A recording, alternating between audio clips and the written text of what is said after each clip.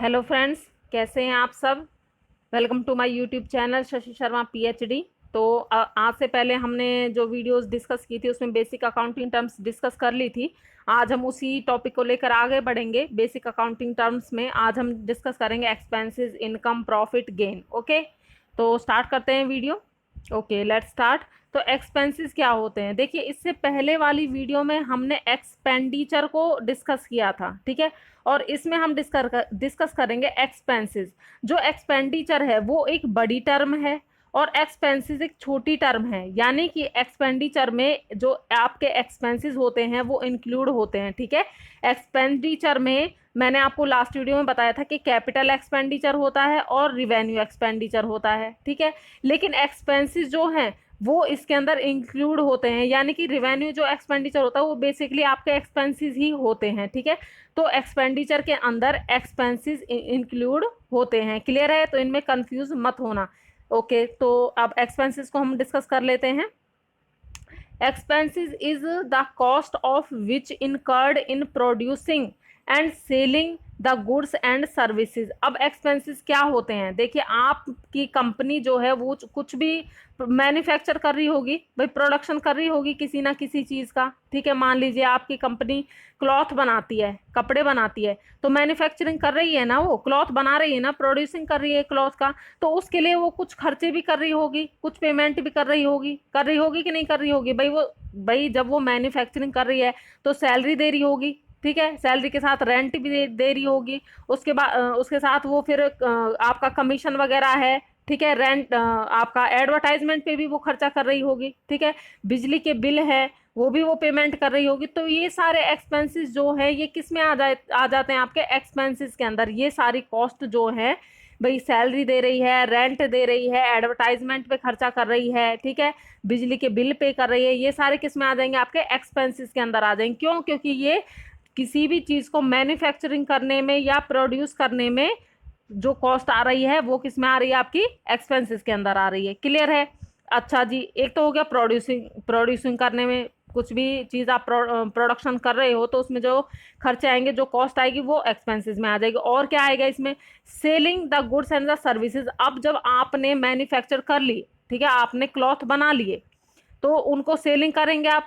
Selling करने के लिए क्या डायरेक्ट आप सेल कर लोगे, कोई खर्चा नहीं आएगा। भाई आप जहां आपने प्रोडक्शन किया है वहां से लेकर मार्केट तक उसको लेकर जाओगे तो कोई खर्चा नहीं आएगा, ऑफ कोर्स आएगा। तो वो सब जो कॉस्ट आएगी यहाँ पर, ठीक है, वो किस में आ जाएगी, आपकी एक्सपेंसेस में आ जाएगी। सर्विस प्रोवाइड करा रहे हो आप, ठीक है, उसके लिए भी आपको कुछ खर्चे करने पड़ेंगे, तो वो किस में आ जाएंगे, आपके एक्सपेंसेस में आ जाएंगे। ओके, तो तीन बातें इसमें याद रखनी है एक्सपेंसेस के अंदर। एक तो जो आप प्रोडक्शन में जब आप प्रोडक्ट को प्रोड्यूस कर रहे हो, ठीक है, वो कॉस्ट, प्लस जब आप सेल कर रहे हो किसको, गुड्स को, plus selling of providing, selling use नहीं करते यहाँ पे, प्रोवाइडिंग सर्विसेज, ठीक है। ये तीनों चीज़ों पर जब हम कॉस्ट, कोई भी एक्सपेंस करते हैं, कोई भी खर्चा करते हैं, तो उनकी कॉस्ट किस में आ जाती है, आपकी एक्सपेंसेस में आ जाती है। क्लियर है, क्या क्या है एक बार दोबारा देख लेते हैं। प्रोड्यूसिंग की जो कॉस्ट आती है, सेलिंग गुड्स और प्रोवाइडिंग सर्विसेज की जो कॉस्ट आती है वो आपके एक्सपेंसेस के अंदर इंक्लूड होती है। क्लियर है। आगे चलिए, सच एज एग्जांपल दिए दिए इसने, कॉस्ट ऑफ गुड्स सोल्ड। अभी मैंने बताया था भाई गुड्स को आप सेल कर रहे हो तो उसके लिए कुछ कॉस्ट आएगी, यहाँ से लेकर यहाँ तक पहुँचाने में आप हो सकता है आप इंश्योरेंस भी करवाओ, ठीक है, और यहाँ से यहाँ तक ले जाने में आप जो व्हीकल यूज़ करोगे उसका भी आपको भाड़ा देना पड़ेगा, ठीक है। तो वो भी किस में आ जाएगा, आपका एक्सपेंसेस में आ जाएगा। सैलरी देंगे आप जब प्रोड्यूस करेंगे, सामान को मैन्युफैक्चरिंग में लगाएंगे, ठीक है, तो सैलरी भी देनी पड़ेगी आपको, रेंट भी देना पड़ेगा। आप अगर अपने सामान को यहाँ से यहाँ तक ले जा रहे हो तो आप रेंट दोगे, अगर आपके अपने व्हीकल नहीं है तो आप रेंट पे लोगे, उनको कमीशन भी दोगे, भाई हमारे जो गुड्स है उनको आप सेल कीजिए तो आपको इतने % का कमीशन दिया जाएगा। करते हैं ये काम, ठीक है। एडवर्टाइजमेंट है, आप अपनी जो सर्विसेज है या गुड्स है उनके लिए कितना एडवर्टाइजमेंट करते हैं, कितना, आजकल तो एडवर्टाइजमेंट का ही जमाना है, आप टीवी में देखते हो हर चीज़ के लिए ऐड आती है, ठीक है।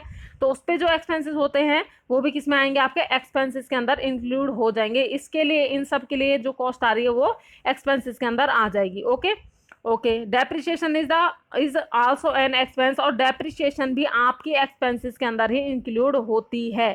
क्लियर है? तो कौन कौन सी चीजें इंक्लूड होती है इसमें आपकी? एक तो आप जब प्रोडक्शन कर रहे हो उस पर जो कॉस्ट आएगी, सेलिंग गुड्स पर जो कॉस्ट आएगी, प्रोवाइडिंग सर्विसेज पे जो कॉस्ट आएगी, प्लस डेप्रिसिएशन को भी इसके अंदर इंक्लूड कर दिया गया है। तो ये सारे क्या होंगे? आपके एक्सपेंसेस होंगे। एक्सपेंसेस छोटी टर्म है, एक्सपेंडिचर बड़ी टर्म है। एक्सपेंडिचर के अंदर एक्सपेंसेस इंक्लूड होते हैं। ओके ओके जी, आगे चलें। आगे आपका इनकम। अब इनकम क्या होती है भाई? रिवेन्यू हमने पढ़ा था इससे पहले, इससे लास्ट वीडियो में हमने रिवेन्यू डिस्कस किया था। ठीक है, रिवेन्यू जो हमें रेगुलर नेचर की जो इनकम हो रही है वो क्या होती है? आपकी रिवेन्यू होती है। जैसे मैंने बताया था भाई, आपको रेंट मिलेगा तो रेगुलर मिलेगा, कमीशन मिलेगा आपको, ठीक है, इंटरेस्ट मिलेगा आपको, वो सब क्या आप सेल कर रहे हो गुड्स को, सर्विसेज प्रोवाइड करा रहे हो, तो आपको जो इनकम होगी वो किस में होगी? रिवेन्यू में होगी। अब आ जाइए इनकम पर। भाई इनकम और रिवेन्यू में क्या डिफरेंस है, पहले तो ये समझ लीजिए। भाई देखो, आपने कोई भी आइटम, ठीक है, प्रोड्यूस किया, उसकी कॉस्ट आई है आपकी 5 लाख रुपीज। ठीक है, ये आपकी उसकी कॉस्ट आ गई, ये है कॉस्ट। ओके, अब आपने इसको सेल कर दिया, सेल किया आपने इसको 10 लाख रुपीज में, मान लीजिए। ठीक है, ये जो 10 लाख रुपीज है ये आपका रिवेन्यू होगा। क्लियर हुआ कि नहीं हुआ? जो आपकी कॉस्ट आई है 5 लाख रुपीज वो तो है ही, ठीक है, 5 लाख रुपीज आपकी कॉस्ट आई है, लेकिन जितने में आपको ने उसको सेल कर दिया है वो आपका रिवेन्यू होगा। अगर हम रिवेन्यू में से कॉस्ट को घटा दें, माइनस कर दे, सब्सट्रैक्ट कर दे, तो आपकी इनकम आ जाएगी। भाई 10 लाख में से हम माइनस कर देंगे 5 लाख को, तो 5 लाख बचेगा आपका। जो 5 लाख है वो क्या होगा? आपका इनकम होगा। क्लियर हुआ कि नहीं हुआ? ओके, तो देख लीजिए, इसको एक बार रीड कर लेते हैं। Income is different from revenue, revenue से ये अलग होती है, रिवेन्यू अलग है और इनकम अलग है। इनकम क्या है आपकी? Revenue minus expenses. अभी मैंने बताया था भाई, एक और एग्जांपल देख लो इसका। मान लीजिए आपने फर्नीचर, ठीक है, आपकी कॉस्ट आई है फर्नीचर प्रोड्यूस करने की 6 लाख रुपीज, ठीक है, और आपने सेल कर दिया इसको 8 लाख रुपीज में।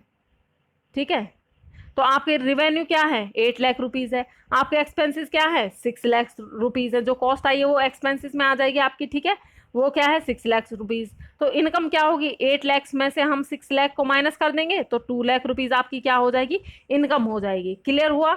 ओके, बस यही है, इसमें और कुछ नहीं है। अब आ जाइए प्रॉफिट पर। अब इनकम अलग है और प्रॉफिट अलग है, इसमें भी कंफ्यूज मत होना।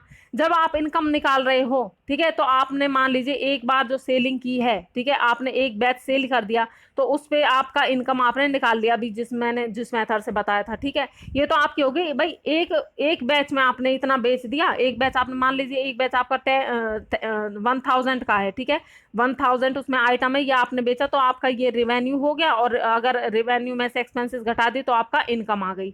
ओके, अब प्रॉफिट क्या होगा? प्रॉफिट निकालते हैं हम eight the end of the accounting period. कब निकालते हैं हम? एंड में। ठीक है, अकाउंटिंग पीरियड आपका खत्म हो गया, 1 साल का हो गया, तो उसके बाद हम निकालेंगे प्रॉफिट। अब प्रॉफिट कैसे निकालेंगे?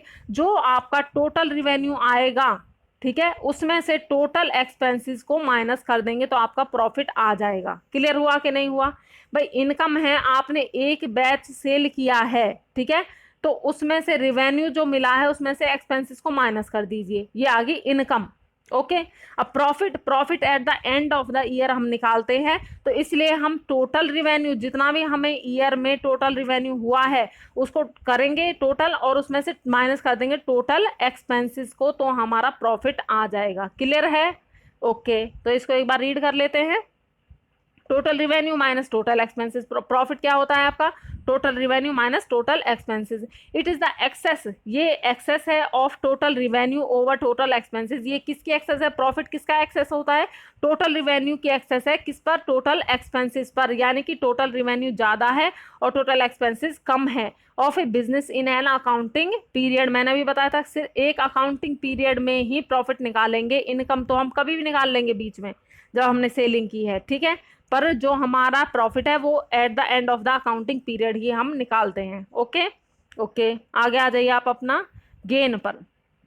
गेन क्या होता है जी? अब इनकम आ गया समझ में, ठीक है, revenue minus expenses. Okay, profit आ गया समझ में, total revenue minus total expenses. Okay.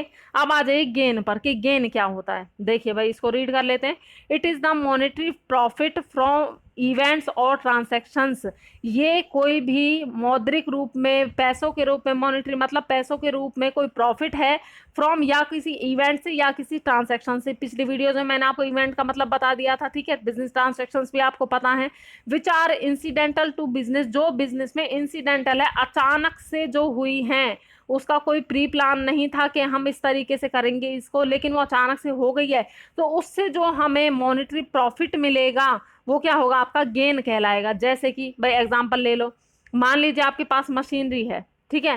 अचानक से आपने, उसकी कॉस्ट है मान लीजिए 20 लाख रुपए ले लीजिए उसकी, ठीक है। आपकी कॉस्ट है उसकी 20 लाख रुपए। अब अचानक से प्लान बना और उसकी किसी ने कह दिया कि भाई मैं इसको 22 लाख रुपीज में इसको परचेज कर लूंगा, ठीक है। ओके, तो हमने इसको सेल कर दिया, अचानक से सेल कर दिया इंसिडेंटली, ठीक है। तो जो यहाँ पर आपके 2 लाख रुपीज हैं वो क्या है, आपका गेन हो जाएगा। क्लियर है। अगर कोई भी प्रॉफिट, कोई भी बेनिफिट आपको किसी इवेंट से, किसी ट्रांजैक्शन से इंसिडेंटली हुआ है, जिसकी कोई प्री प्लानिंग नहीं थी, तो वो क्या होगा, आपका गेन हो जाएगा। क्लियर है। ओके। तो it is the monetary profit from events और transactions which are incidental to business. Clear है।